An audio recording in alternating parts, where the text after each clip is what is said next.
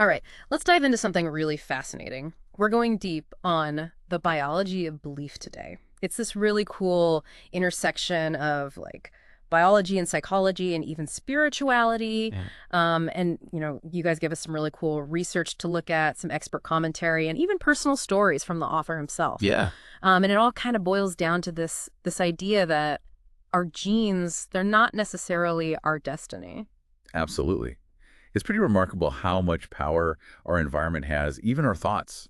Like our beliefs can actually influence our biology. That's wild. And today we're going to really look at how that's even possible with some cutting edge research. Yeah, it's pretty exciting. It's not just about like inheriting traits from our parents, right? It was like we actually play a part in our own health and well-being. Totally. So let's start like right at the beginning. Cells. The author is a cell biologist, and he tells this really interesting story about teaching med students in the Caribbean. Even as a kid, he was so fascinated by cells. He was convinced that they weren't just, passive building blocks, but actually these intelligent things with a purpose. Right. And that kind of intuition that he had as a kid, it's pretty wild because it kind of foreshadows all of his research later on. Hmm. He really challenges this idea of genetic determinism, this idea that, our genes totally control our fate. Right. Like, that's it. And one of the craziest examples that he uses is this story about enucleated cells. Yeah, So that's a cell that has its nucleus removed, basically its DNA. right. The crazy part, they can keep living, functioning for weeks or even months without any genes. Yeah, that's pretty crazy, right? So if genes were like the only blueprint, how would that even be possible? Well, it really kind of blows the conventional understanding out of the water. It really suggests that there's something else going on beyond just the DNA. Like, Yeah. think about like a company. Okay, so the CEO, they disappear, but the company doesn't just like shut down. Right. The workers, they still have their knowledge, their skills. They can still kind of adapt. Cells are kind of the same. Mm. They have this crazy capacity for self-regulation, intelligence, even without the genes. Okay, so we're not just puppets. Right, exactly. Controlled by our DNA. There's got to be something else going on. And that's where this idea of epigenetics comes in. Right. Right. Epigenetics is so cool because it totally changes how we think about our environment, our experiences, and how they shape our biology. Right. It's like this whole other layer, almost like a secret code within our cells. Yeah. The author uses this analogy about a TV test pattern, the old ones. Yeah. So you can like change the knobs and make the color different. You can make it brighter. You can even like distort it. Yeah. But that original signal is still there. That original test pattern. Yeah. And that's like our DNA. That original signal's fixed, but how it's expressed can totally be messed with, by external factors. Yeah. Epigenetic changes.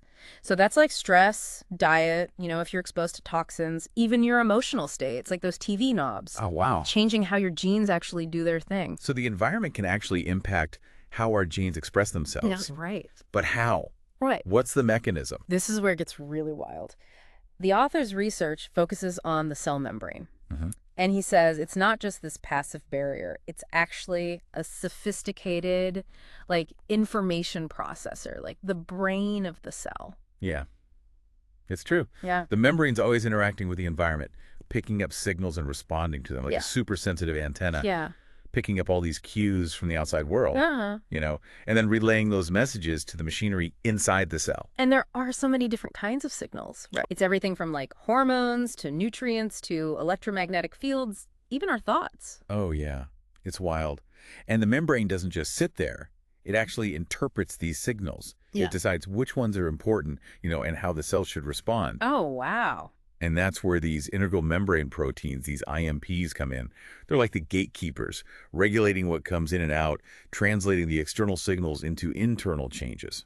So these tiny IMPs, they're how our perceptions actually affect our cells. Yeah, it really shows how connected our minds and bodies are. It's mind-blowing. Yeah. So our thoughts and beliefs, they actually influence what happens in our cells. That changes everything. Yeah. It means we're not just, stuck with our genes or whatever environment we're in. We actually help shape our own biology. Right. And that's pretty empowering. It means we have way more control over our health and well-being than we thought. It's like we're not just reading the script of our lives, we're writing it. Exactly. That's a great way to put it. So that brings us to something that's always, like, controversial. Cholesterol. We've always heard it's the bad guy, right? Right. Clogging our arteries, leading to heart disease.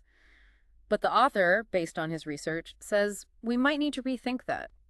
He says cholesterol is actually super important for the cell membrane, and that demonizing it might actually be bad for us. Yeah, it's a pretty bold statement. It goes against, what we've been told about heart health. Totally. Can you tell us more about what he thinks? Yeah. Well, he points out that cholesterol is a big part of the cell membrane. Mm. It helps keep it fluid and intact, which is super important for the cells to work right. He thinks that just focusing on lowering cholesterol might actually mess up that balance and make it harder for our cells to communicate. So instead of just looking at cholesterol by itself, we need to think about it as part of the whole cell. Yeah, exactly. He thinks a more holistic way to approach heart health would be to look at things like stress, inflammation, even diet, instead of just zeroing in on cholesterol levels. Like trying to solve a puzzle by only looking at one piece. Right. Exactly. You got to see the whole picture. And speaking of the whole picture, there's another twist in this journey. The author, he actually delves into quantum physics.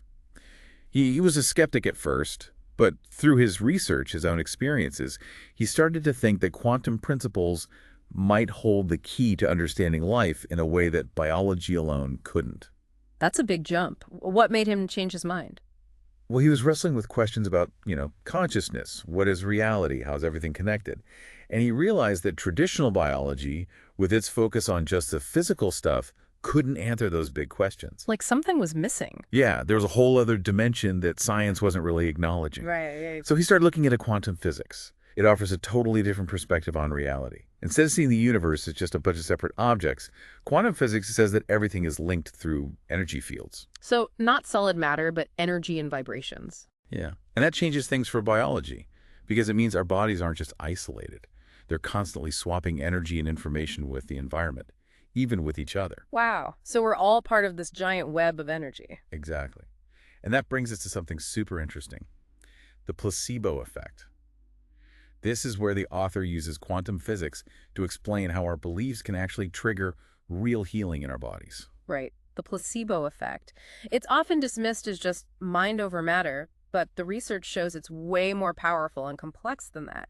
There are tons of examples of placebos being just as effective as real drugs in studies, sometimes even better. It really shows how powerful our minds are. Our minds can affect our biology.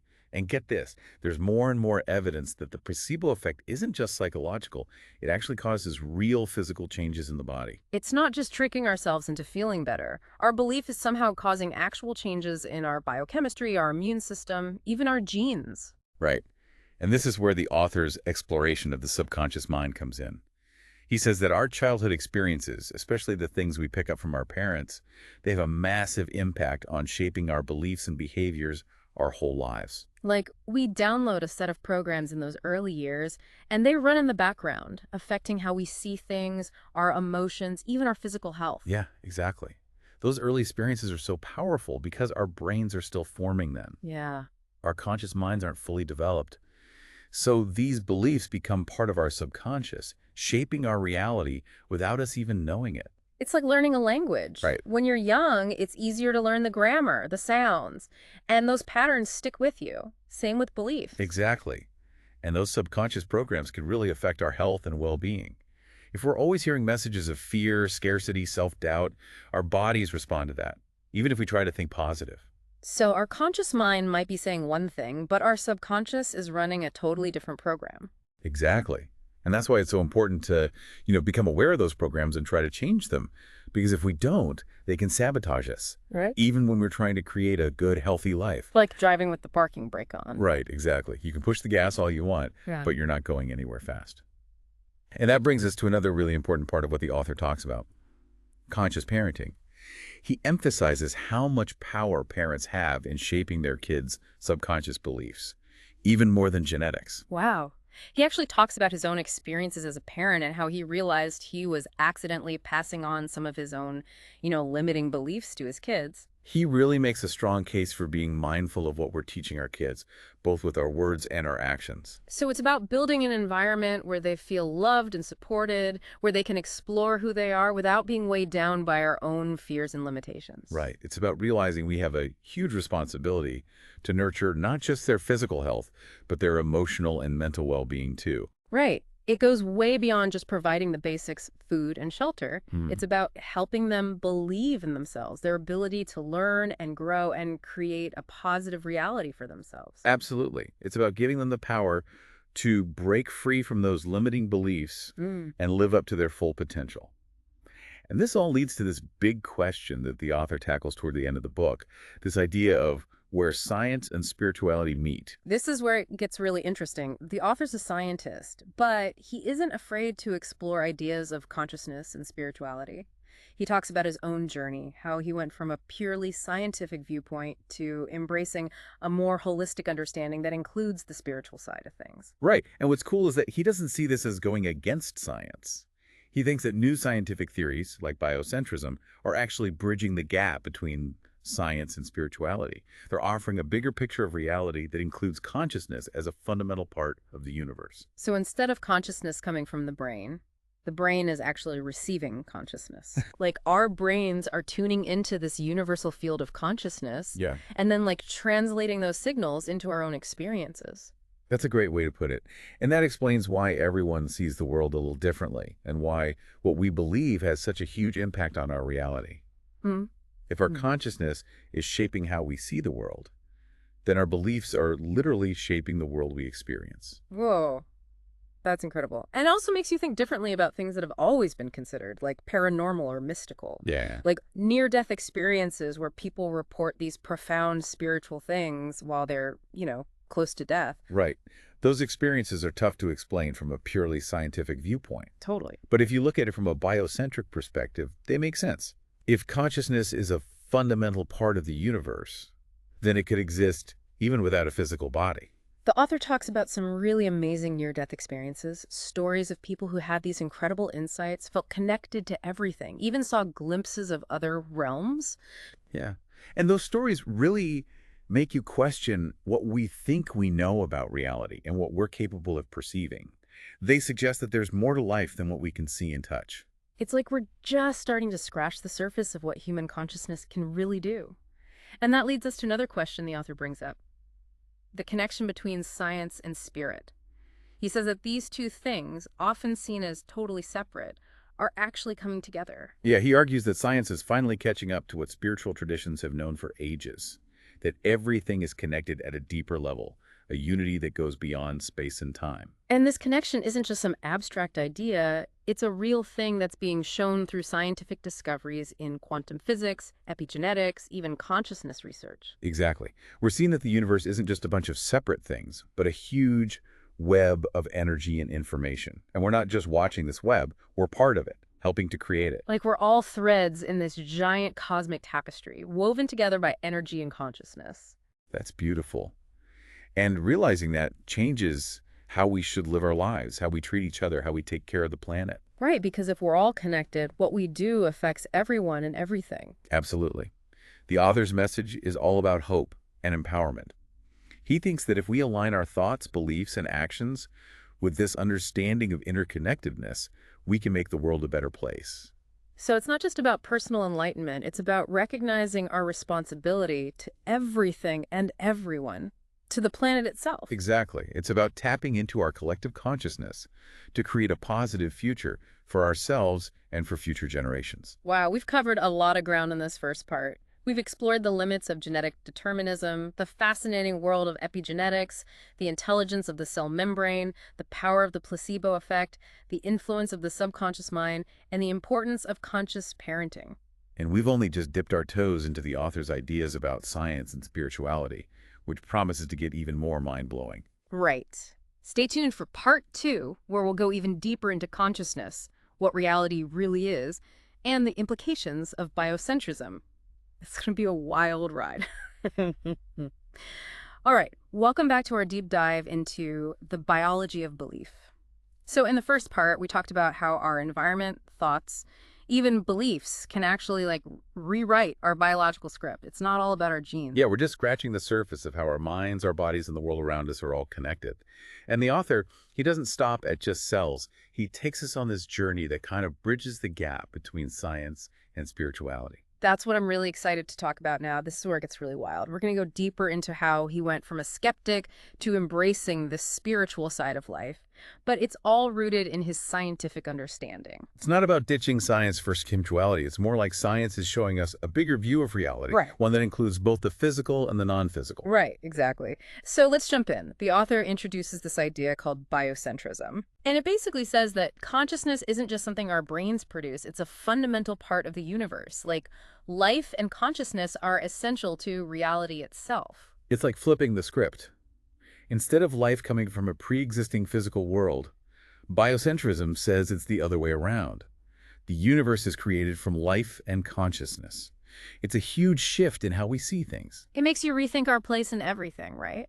We're not just tiny specks in this vast, meaningless universe. We're actually like participants in creating reality. That's pretty amazing. Well, but how does biocentrism explain the world we see, the physical laws, how things seem objective? Well, biocentrism suggests that what we see as the outside world is actually a projection of our consciousness. Mhm. It's not that the physical world isn't real, but how we experience it is shaped by our consciousness. So instead of the brain creating consciousness, the brain is actually receiving consciousness. Yeah, kind of like that. It's like Yeah. our brains are tuning into this universal consciousness and then translating it into our own individual experience. That's a great way to think about it. And that explains why we all see things a little differently and why what we believe has such a strong impact on our reality. If our consciousness shapes how we see the world, then our beliefs are literally shaping the world we experience. Right. That's mind-blowing. It also makes you think differently about things that are often dismissed as like paranormal or mystical, All right. like near-death experiences where people report these profound spiritual encounters while they're close to death. Yeah, those experiences are really hard to explain from a purely scientific perspective, For sure. but from a biocentric viewpoint, they kind of make sense. If consciousness is fundamental to the universe, then it could exist even without a physical body. Right. The author talks about some incredible stories of near-death experiences, people who had these amazing insights, felt totally connected to everything, even saw glimpses of other dimensions. Yeah, it makes you question what we really know about reality and how much we're actually able to perceive. Yeah. It suggests there's so much more to life than what we can see and touch. Like, we're only just beginning to understand the potential of human consciousness. And that brings us to another big question the author explores: the link between spirit and science. Yeah. He says that these two, often seen as opposites, are actually coming together. Right. He argues that science is finally catching up to what spiritual traditions have known for a long time. There's a fundamental interconnectedness to all of life, a unity that goes beyond our usual ideas of space and time. And this isn't just some vague idea. It's being proven by scientific discoveries in quantum physics, epigenetics, even consciousness research. Exactly. We're realizing that the universe isn't just a bunch of separate things, but a web of energy and information. And we're not just watching this web. We're a part of it, creating it. It's like we're all threads in this huge cosmic tapestry woven together by energy and consciousness. It's a beautiful image. It is, isn't it? And realizing that changes everything. It changes how we live, how we relate to each other, how we take care of the planet. If we're all connected, then what we do affects everyone and everything. It's not just about personal growth. It's about taking responsibility for the whole, for the well-being of all living things and the planet itself. Absolutely. The author's message is one of hope and empowerment. He believes that if we can shift our thinking, our beliefs, and our actions to align with his interconnectedness, we can create a better world. So it's about using our collective consciousness to shape a positive future for ourselves and for the generations to come. Wow, we've covered so much in this part. We talked about biocentrism, near-death experiences, how science and spirituality are converging, and the power of our collective consciousness. It's been an amazing journey exploring the edges of what we understand and the incredible possibilities that are out there. Before we wrap up our deep dive into the biology of belief, let's think about what we've learned and how it might apply to our listeners. What do you think are the most important things to take away from all of this? I think the biggest takeaway is that we're not just passive bystanders in the universe. We're active participants co-creating it. Our consciousness matters. Our beliefs matter. Our choices matter. We have the power to shape our reality through our thoughts, emotions, and actions. And that's an incredibly powerful thing. It means we're not stuck. We can choose our own path. Right. And that realization can be so freeing. It can inspire us to live with more intention, more purpose, more connection. It's an invitation to step into our roles as conscious creators and make a positive difference in the world. Okay, so welcome back for the final part of our deep dive into the biology of belief. We've gone from tiny cells to like the vastness of consciousness and how everything's connected. Yeah, it's been quite a journey, hasn't it? We've really challenged what we thought we knew about genes. We've explored how powerful our thoughts and beliefs are. We've even touched on some pretty profound ideas like biocentrism. And now in this last part, I want to try to bring it all together. See how it all fits into a bigger picture. What does it actually mean for, our listener, for their life? Right, because all this knowledge is only really valuable if we can use it, if it changes how we understand things and helps us live better, make positive changes. Exactly. So let's talk about the practical stuff. What can we actually do with the biology of belief? One of the things I love about this book is that it's not just about these mind-blowing ideas. It actually gives you tools to use these principles in your life. Right. The author really emphasizes that we're not stuck with our genes or our past. We have the power to change our beliefs, how we see things, and even our biology. And he gives you actual examples of how to do it, like practicing mindfulness, meditation, cultivating a more positive outlook, even using visualization techniques to reprogram our subconscious. And these aren't just like fluffy ideas, there's actual scientific evidence to back them up. Right. Studies have shown that meditation, for instance, can change gene expression, lower stress hormones, even boost your immune system. It's amazing how science is now confirming what ancient wisdom has been saying all along. It is, isn't it? Like we're rediscovering how powerful our minds are to heal and change ourselves. Exactly. And it's not just about personal healing either. The author suggests we can use these principles to make the world a better place.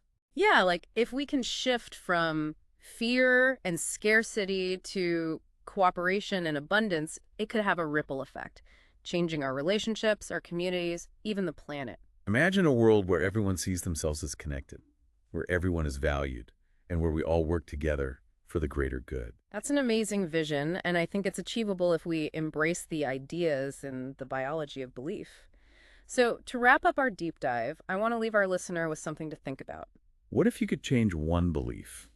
What belief, if you changed it, would have the most positive impact on your life? What would it feel like to really live that new belief? Wow, that's a powerful question. And it really makes us think about our power to shape our own reality. We can choose beliefs